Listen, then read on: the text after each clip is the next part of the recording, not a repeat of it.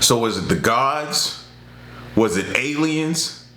Was it modern technology? How did they do it? How did the Egyptians do it? That's the question that we've been asking and trying to figure out. And I'm still searching and looking. All right, this video here is archaeologists discover an ancient Egyptian machine that defies modern technology. Let's see if that's true. I don't know how they did it. All I know is they did it. I don't think anybody knows how they did it, how they lifted those stones, how they brought them up to that level. I think we're looking, again, at a lost technology. Ancient artifacts and structures often challenge our understanding of history, revealing technological sophistication that seems far ahead of its time. These enigmatic discoveries, from advanced metalwork and mysterious inscriptions to intricate machinery and unexplained phenomena, continue to puzzle historians, archaeologists, and scientists alike. I always go back to the ancient Egyptian traditions that speak of priests chanting as these huge blocks were lifted into the air. Today, we are going to take a look at some of these machines and artifacts. Number 1, diamond cutting machine. The only material really strong enough to penetrate granite, well, that's diamond. And if the ancient Egyptians had diamond cutting technology, well then history would have to be rewritten. Located in the Petrie Museum, one cylinder stands as a testament to the advanced technological capabilities of ancient Egypt. This cylinder, crafted with remarkable precision, is believed to have been created using sophisticated methods that challenge our understanding of the tools available to ancient craftsmen. The Egyptians, known for their architectural and engineering marvels, employed a machine that, despite its simplicity, achieved results that are astonishing even by today's standards. The process involved using a bow drill, a tool that utilized a cord wrapped around a cylindrical object to rotate it at high speeds. This rotation, combined with abrasive materials like sand or quartz, allowed the Egyptians to bore and shape stone with incredible accuracy.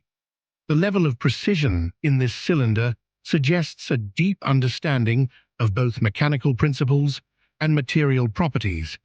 Now, I could definitely see that as one of the methods.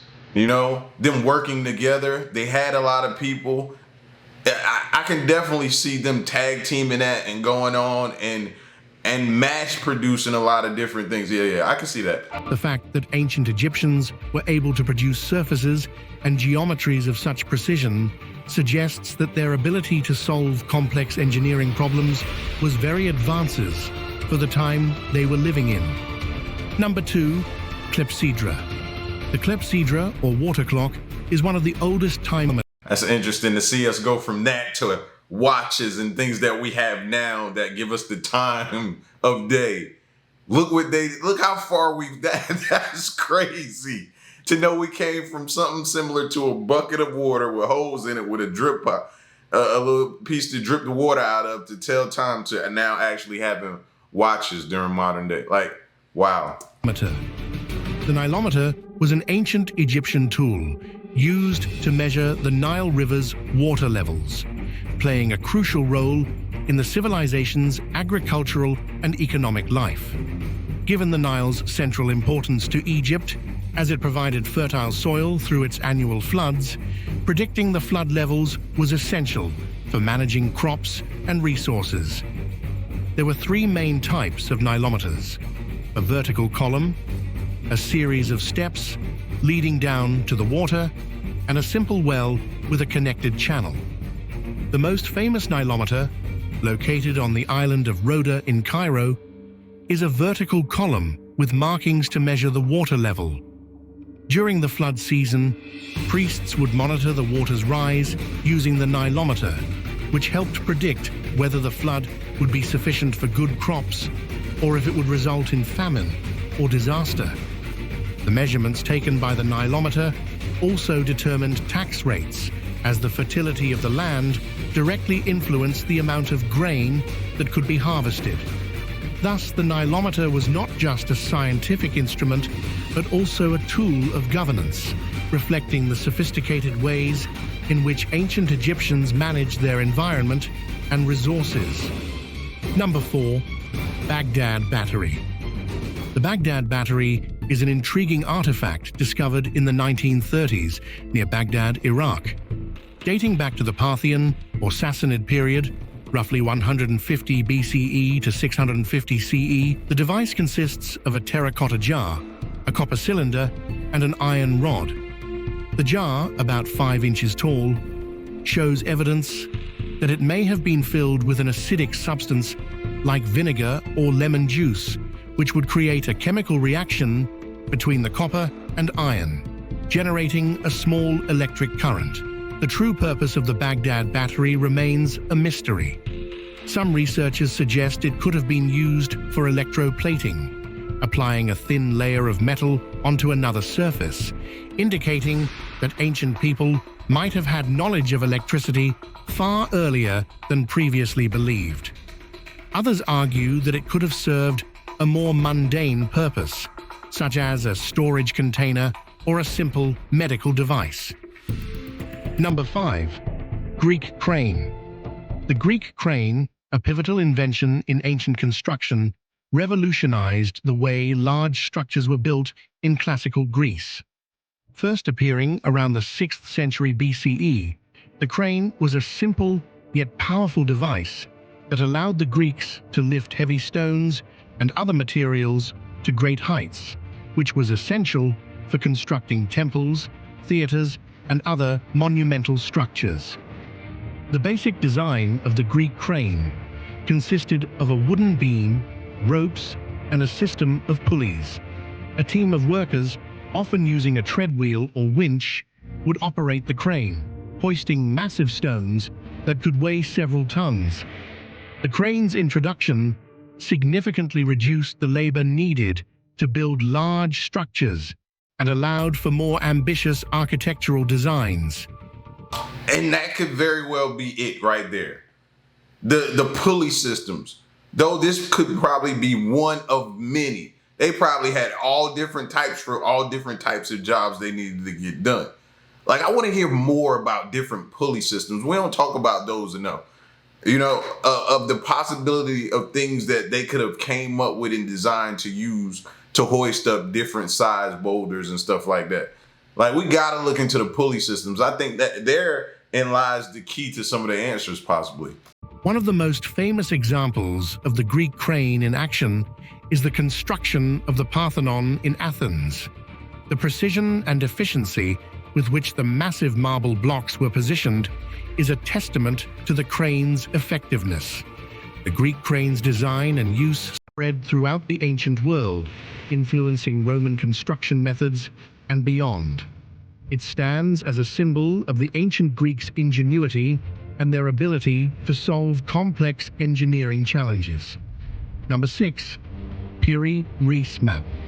The Piri Reis Map, created in the stone spheres of Costa Rica, known locally as Las Bolas, are a collection of over 300 almost perfectly spherical stones, found primarily in the Diquís Delta and on Isla del Caño.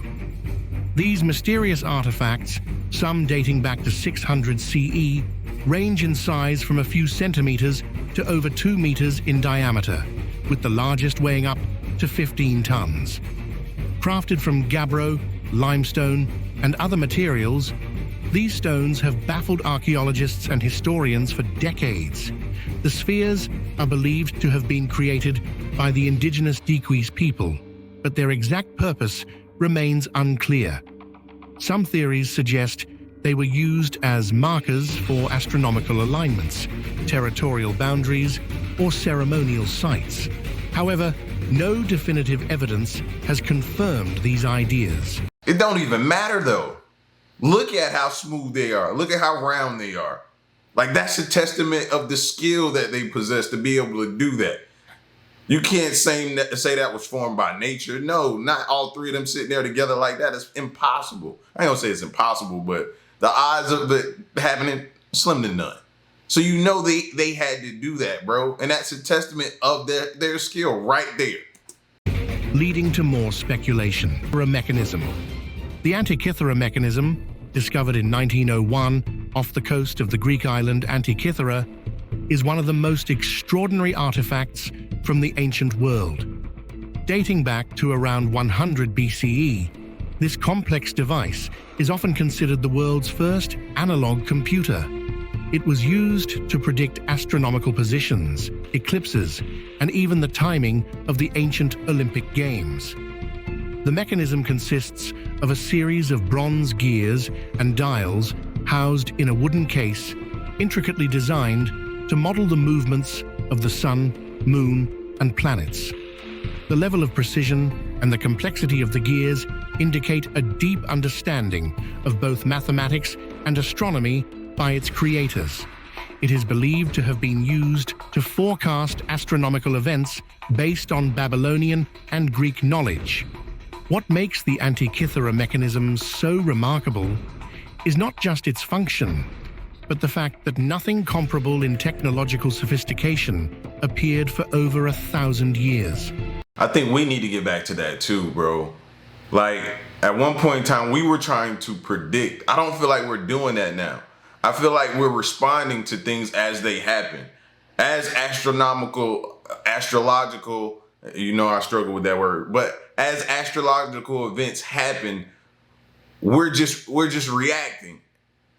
We need to be trying to predict these things. If they thought it was important, we should think it's important. Like, I don't know if y'all realize that one of these astrological events could mean the end of us. So predicting these things should be a top priority.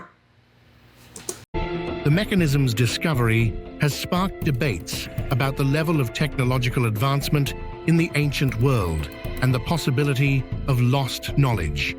The Antikythera mechanism remains a symbol of ancient ingenuity, offering a glimpse into the advanced scientific and engineering capabilities of the Hellenistic period.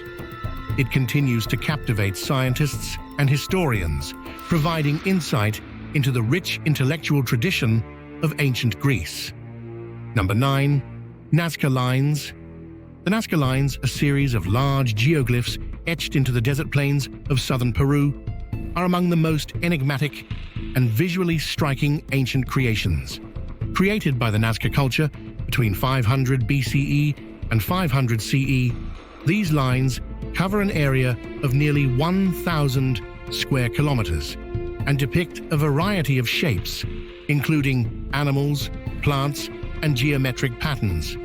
Some of the most famous figures include a hummingbird, spider, monkey, and even a humanoid figure known as the astronaut.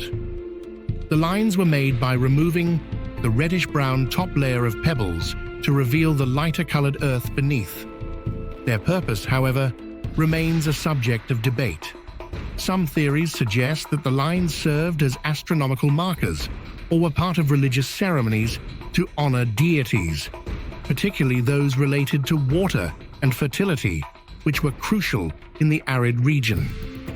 What makes the Nazca lines particularly mysterious is that they are best viewed from the air, leading to speculation about how and why they were created with such precision. This has fueled various theories, including those involving extraterrestrial involvement, although most scholars attribute the lines to the Nazca people's advanced knowledge of geometry and surveying. Despite numerous studies, the true purpose of the Nazca lines remains uncertain, making them one of the most intriguing archaeological mysteries of the ancient world. Number 10. The Dendera Light. The Dendera Light is a term used to describe a set of reliefs found in the Hathor Temple at Dendera, Egypt. Now, this is one of the most controversial ones because this is the one I have the most controversy with. I push back on thinking that's a light. I don't know, for some reason, my mind just won't let me accept it, bro. Like, I just be like, I don't get it. They haven't convinced me yet. These carvings, which date back to the Ptolemaic period, around 100 BCE, depict what appears to be a large bulb-like object held by figures with a snake-like filament inside. The image has sparked significant speculation, leading some to theorize that even if you want to say this a light, why are they trying to hold it up on their head? I don't understand that. With here, like with a stone on top of their head holding the light up, I just don't get it. Not saying that it's not, who am I? I'm just, you know what I mean, giving my opinion. I just don't get it though. So I need help convincing. That it represents enclosures, some of which are over 5 meters tall and weigh up to 20 tons. These pillars are intricately carved with depictions of animals such as lions, snakes, and birds, alongside abstract symbols. The sheer scale and sophistication of the construction have stunned archaeologists, as it suggests that complex organized labor existed long before the advent of agriculture or settled societies. The purpose of Göbekli Tepe remains a subject of debate. Some researchers believe it was a religious or ceremonial center, possibly dedicated to ancestor worship or shamanistic rituals.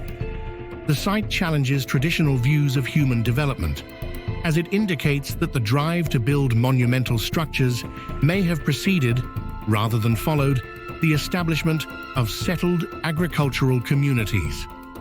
Number 13. The Dropa Stones.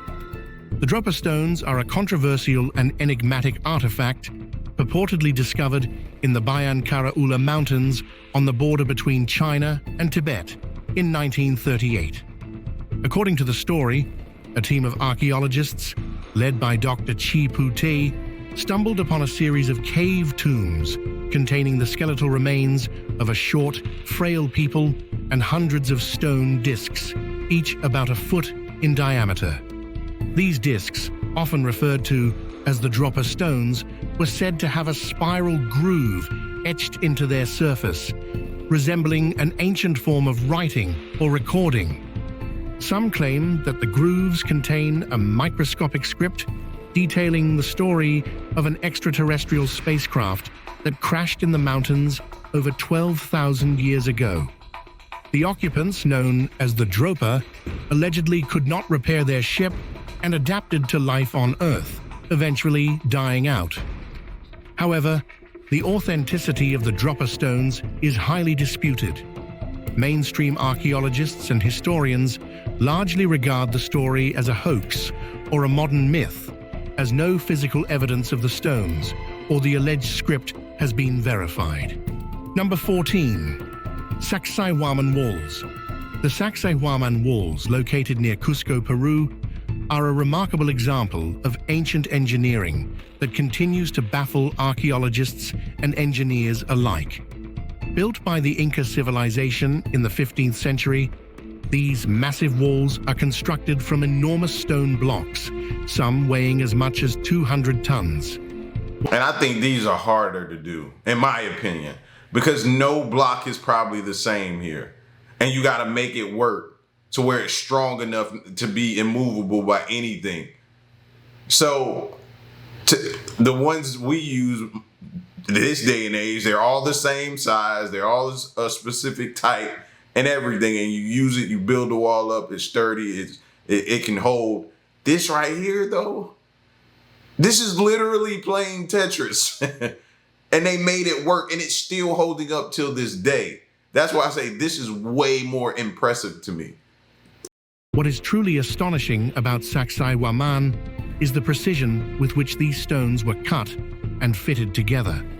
The blocks are so perfectly joined that not even a thin piece of paper can be inserted between them, and they were assembled without the use of mortar. The techniques used to cut and transport these colossal stones remain a mystery. The Incas had no known written language or advanced machinery, yet they managed to achieve a level of precision and craftsmanship that rivals modern construction. Yeah, ain't no cartilage in there. That's bone on bone right there, bro. just another way to make you think about how that's attached to each other, fam. like he said, that's no cartilage there. That's bone on bone. That's connected. I don't know if they fused it together with some type of heat, but that's no mortar. Like, think about that. That's way more impressive. I can't say it enough. Some theories suggest that the stones were softened using unknown chemical processes, or that the Incas possessed advanced tools that have since been lost to history. Adding to the intrigue, the zigzag pattern of the walls and their massive scale have led some to speculate that they served not only as fortifications, but also had religious or ceremonial significance. Number 15. Ulfbert's Sword. The Ulfbert sword is a legendary weapon from the Viking Age, renowned for its superior quality and craftsmanship that set it apart from other swords of the time. Dating from around 800 to 1000 CE, these swords were forged from high-carbon steel, which gave them exceptional strength, flexibility, and a sharp edge. What makes the Ulfbert swords particularly intriguing is the advanced metallurgical techniques used to create them, techniques that were not common in Europe until much later. The steel used in Ulfbert swords, known as crucible steel, contained minimal impurities and had a higher carbon content, making the blades far superior to those of typical iron swords. This type of steel was difficult to produce, requiring a method to heat iron to a very high temperature and then cool it in a controlled way, knowledge that was rare in medieval Europe. The name Ulfbert was inlaid on the blade in a pattern-welded inscription, suggesting that the swords were made by a master craftsman or a specific group of swordsmiths. The mystery of how the Vikings acquired or developed such advanced metalworking techniques has led to various theories, including possible influences from the East or lost knowledge of early European metallurgy. The Ulfbert swords remain a symbol of the Viking warriors' prowess and a remarkable example of ancient technological achievement, defying the conventional understanding of medieval craftsmanship. Number 16. Shroud of Turin. The Shroud of Turin is one of the most studied and debated religious artifacts in history. It is a linen cloth measuring approximately 14 feet by 3.5 feet, bearing the faint image of a man who appears to have suffered crucifixion. Believed by many to be the burial shroud of Jesus Christ, the shroud has kept idle human history. Do y'all get demonic vibes from that thing? Because that's what I was sitting here debating with myself. Like, why every time I look at that thing, I get negative vibes? So then I started questioning, okay, is this thing really like demonic? That's what they need to be trying to figure out with it. The purpose of the Shigia idol remains a mystery. Some researchers speculate that it may have been a totemic object, used in religious or spiritual rituals, while others believe it could represent a form of early storytelling or communication.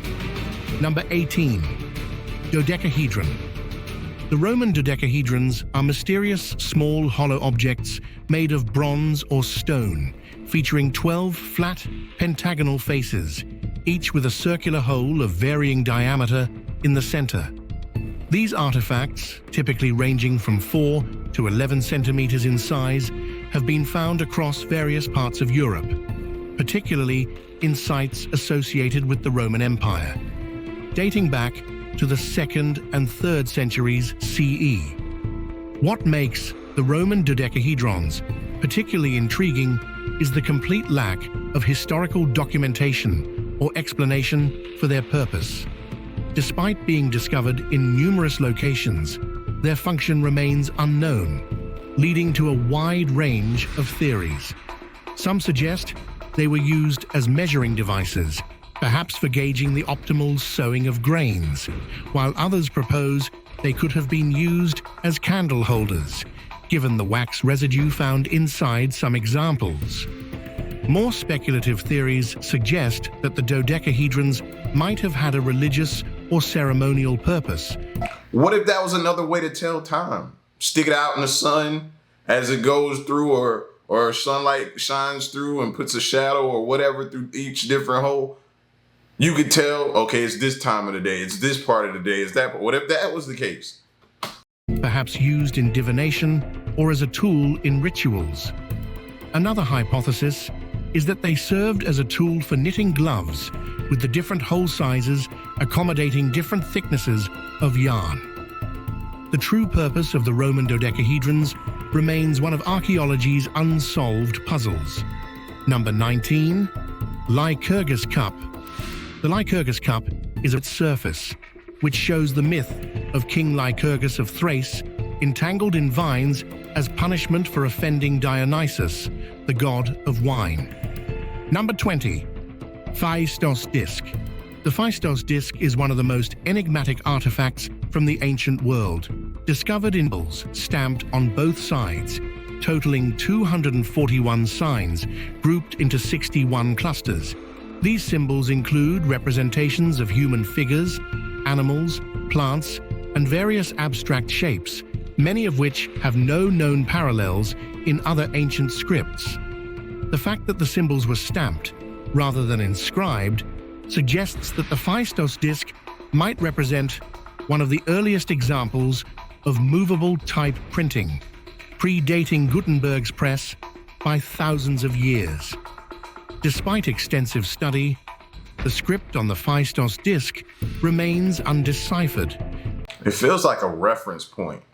Like maybe like during trade back then, they would use this as a reference point. Okay, this, and I could trade it for this, and this. Or this is more valuable than this. And then you see on it like the different areas that are grouped together. Maybe this area is more valuable than this area up here, or vice versa. I don't know. Just throwing something at the wall and see if something would stick or make people think. It's going to take all of us to figure this out. Leading to much speculation about its purpose and meaning. Some theories suggest it could be a form of proto-writing, possibly a ritual or ceremonial text, while others propose that it may be a record or a form of ancient storytelling. That's all we've got for you.